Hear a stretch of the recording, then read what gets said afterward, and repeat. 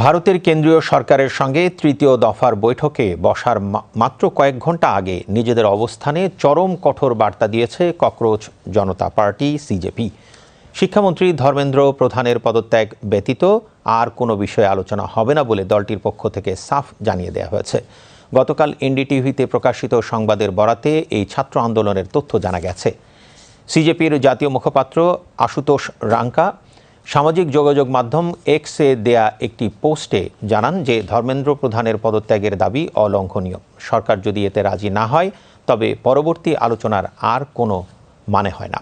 শিক্ষামন্ত্রীর পদত্যাগ, আন্দোলনকারীদের বিরুদ্ধে আইনি ব্যবস্থা না নেয়া এবং নিট প্রশ্নপত্র ফাঁসের কারণে আত্মহত্যা করা শিক্ষার্থীদের পরিবারকে 1 কোটি টাকা ক্ষতিপূরণ প্রদান, এই 3 দফা দাবিতে তারা অনড় রয়েছে।